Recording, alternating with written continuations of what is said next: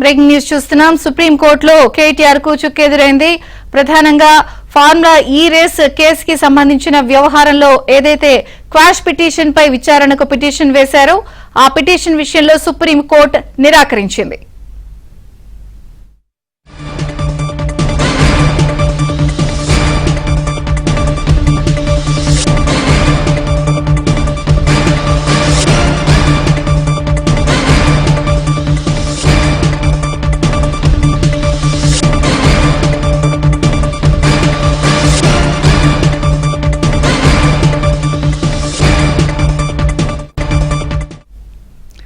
Quash petition వెనక్కి తీసుకున్నారు కేటీఆర్. సుప్రీంకోర్టులో కేటీఆర్ కు ఫార్ములా ఈ కేసు వ్యవహారంలో చుక్కెదురైందని చెప్పొచ్చు. ఈ పరిస్థితుల్లో జోక్యం చేసుకోలేము అని సుప్రీంకోర్టు చెప్పిన నేపథ్యంలో క్వాష్ పిటిషన్ పై విచారణకు నిరాకరించింది. దీంతో క్వాష్ పిటిషన్ ను కేటీఆర్ విత్డ్రా చేసుకున్నారు.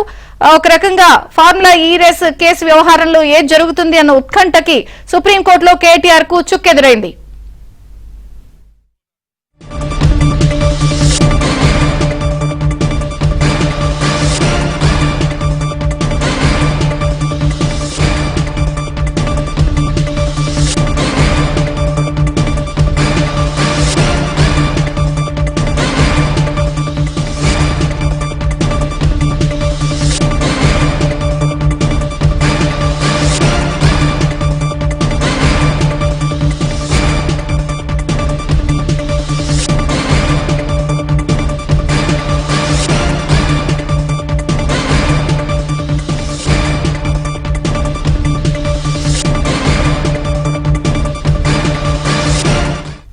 సుప్రీంకోర్టులో కేటీఆర్ కు చుక్కెదురైంది. హైకోర్టు ఆదేశాల్లో జోక్యం చేసుకోలేము. ఈ నేపథ్యంలో పిటిషన్ నిరాకరించిన నేపథ్యంలో కేటీఆర్ వేసిన పిటిషన్ ను వెనక్కి తీసుకున్నారు.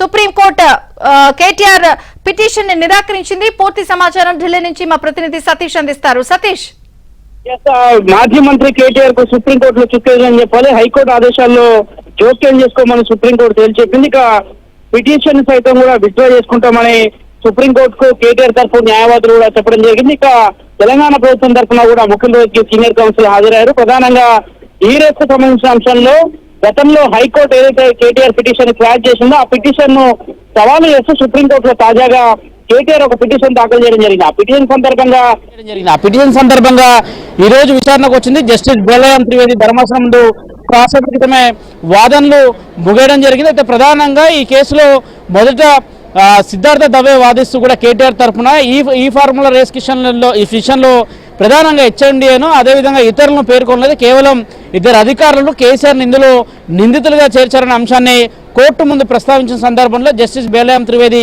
జోక్యం చేసుకుని వెంటనే హైకోర్టు ఇచ్చిన ఆర్డర్లో ఎలాంటి జోక్యం చేసుకోమనే అంశాన్ని కూడా చాలా స్పష్టం చేసింది. ఓ రకంగా సుప్రీంకోర్టులో మాత్రం కేటీఆర్కి చుక్కెదురే అని చెప్పాల్సి ఉంటుంది. రాష్ట్ర వ్యాప్తంగా కూడా ఇప్పటికే ఈ ఫార్ములా కేసు విషయానికి సంబంధించి ఇప్పటికే కేసు విచారణ సందర్భంగా కూడా అటు అరవింద్ కుమార్తో పాటు మరో అధికారి రెడ్డిని సైతం కూడా విచారించారు. ఇక ఇటీవల కేటీఆర్ని సైతం కూడా విచారించారు. అయితే హైకోర్టుకు వెళ్ళిన సందర్భంలో క్వాష్ పిటిషన్ని మాత్రం హైకోర్టు ఆయన దాఖలు చేసిన పిటిషన్ తోసిపుచ్చిన నేపథ్యంలో తాజాగా సుప్రీంకోర్టును అయితే ఆయన ఆశ్రయించారు. సుప్రీంకోర్టులో ఖచ్చితంగా కూడా తమకు కొంత ఊరట లభిస్తుందని కేటీఆర్ ముందే గ్రహించినప్పటికీ కూడా కొంత వారికి మాత్రం సుప్రీంకోర్టులో చుక్కెదురైందని చెప్పాల్సి ఉంటుంది.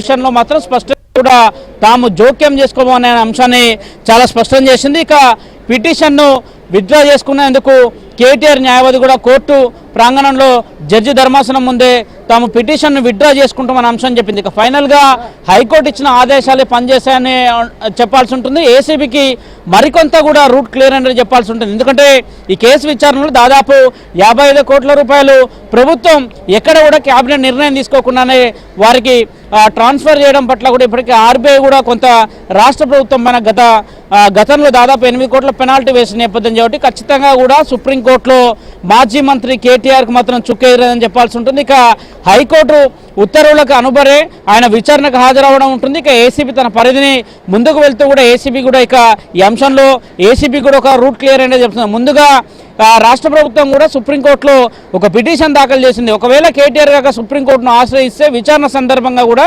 తాము దాఖలు చేసిన కేవేట్కి సంబంధించిన అంశంలో మాత్రం ముందస్తుగా తమ వాదనలు కూడా వినాల్సిందని కూడా తెలంగాణ ప్రభుత్వం ఒక కేవేట్ని ముందస్తుగా దాఖలు చేసిన నేపథ్యం. అందులో భాగంగానే ఈరోజు పిటిషన్ వచ్చిన సందర్భంగా కూడా కేసు విచారణ జరిగిన సందర్భంలో మాత్రం పూర్తిగా కూడా మాజీ మంత్రి కేటీఆర్కు మాత్రం సుప్రీంకోర్టులో నిరాశ ఎదురైంది. రైట్, ఇక కేటీఆర్ ముందున్న ఆప్షన్స్ ఏంటి నెక్స్ట్? ఎందుకంటే ఇప్పటికే ఏసీబీ విచారణ పూర్తయింది. ఇది రాజకీయంగా కూడా ఆరోపణలు ప్రత్యారోపణలకి చాలా స్కోప్ ఇస్తోంది. ఇక నెక్స్ట్ ఏంటి అంటే కేటీఆర్ ముందున్న ఆప్షన్స్ ఏంటి?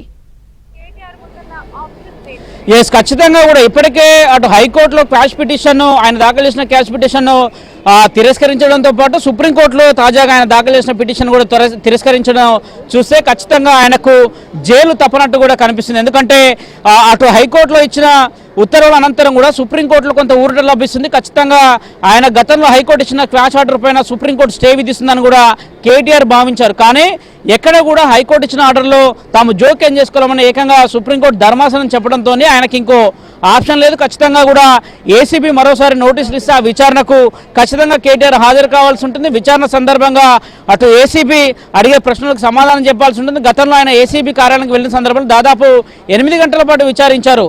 తిరిగి ఈసారి కూడా ఏసీబీ సుప్రీంకోర్టు ఏం ఉత్తర్వులు ఇస్తుందని కూడా వెయిట్ చేశారు. అందులో భాగంగానే ఆయనకు మొదటిసారి విచారణ జరిగిన అనంతరం కూడా ఎక్కడ కూడా కేటీఆర్కి వ్యక్తిగతంగా తిరిగి నోటీసులు ఇవ్వలే. కానీ తాజాగా ఈరోజు సుప్రీంకోర్టు ఆర్డర్లు సుప్రీంకోర్టు జోక్యం చేసుకోలేమని చెప్పింది కాబట్టి ఖచ్చితంగా ఏసీబీ మరికొంత దూకుడు పెంచే అవకాశాలు కూడా కనిపిస్తున్నాయి. ఒకవేళ సుప్రీంకోర్టు ఏం చెప్తుందని వెయిట్ చేసింది కాబట్టి ఏసీబీ ఖచ్చితంగా మరోసారి నోటీసులు ఇస్తే ఆయన అరెస్టు తప్పదనేది కూడా చాలా క్లియర్గా కనిపిస్తుంది. ఎందుకంటే సుప్రీంకోర్టు ఎక్కడ కూడా ఆయన కేసు విషయంలో జోక్యం చేసుకోపోగా హైకోర్టు ఇచ్చిన ఉత్తర్వుల్ని సమర్థించింది కాబట్టి ఖచ్చితంగా ఆయనకు జైలు తప్పదనేది కూడా అందరూ భావిస్తున్నారు. ఎందుకంటే ఆయనకు అటు హైకోర్టులో దారులు మూసుకుపోయాయి, మరోవైపు సుప్రీంకోర్టులో కూడా దారులు మూసుకుపోయిన నేపథ్యంలో ఖచ్చితంగా ఆయన కేసు విచారణ ఎదుర్కోవాల్సి ఉంటుంది.